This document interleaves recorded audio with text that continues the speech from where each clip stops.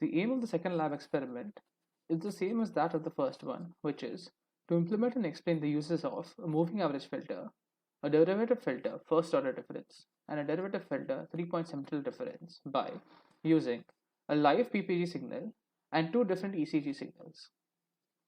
So there is not much difference between the previous experiment and the current experiment, other than the fact that we have used live PPG signal and two different ECG signals than what we have used before.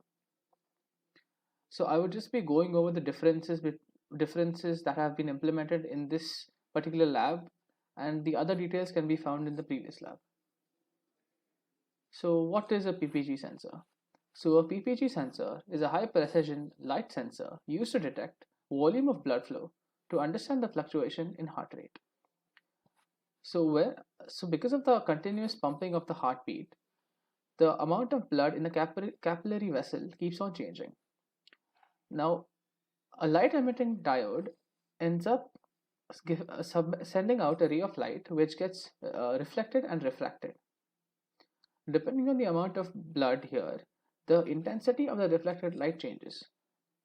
Hence, by correlating the changes in the intensity of light being reflected, you can actually find out the amount of blood flow in the capillary vessel and then link that to the heart rate at that period of time.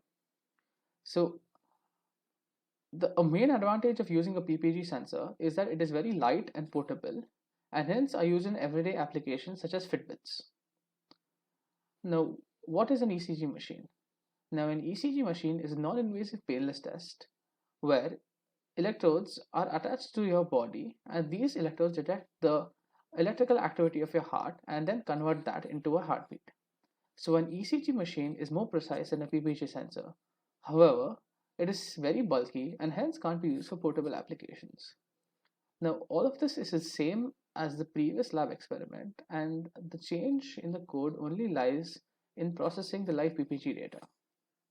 So for processing the live PPG data, all you have to do is initialize an array of 1,000 data points, because we work with 1,000 data points, and we initialize a variable that declares the pin number where we are going to attach the sensor pin.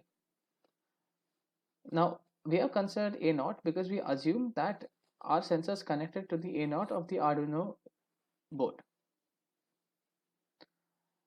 All the other code is more or less same as the previous experiment, other than the fact that we have to populate this array with our live data.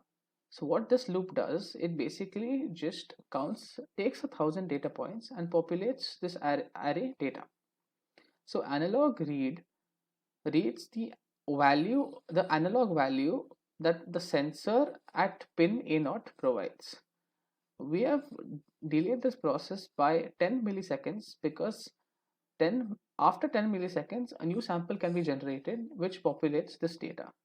Once the entire data array has been populated, we can go ahead with further data processing techniques. So in this data processing technique, we have used a moving average, and that plot can be seen here. And for the ECG signals, the code remains the same as the previous lab experiment, and those plots can be seen here. Similarly, for the derivative filter first order difference, the plots are this for the live PPG signal and this for the ECG signals. And for the last filter, the derivative filter, the 3-point central difference, the plots for the live PPG signal is this, and the plots for the ECG signals are these. So that is the end of the lab video. Thank you for your time.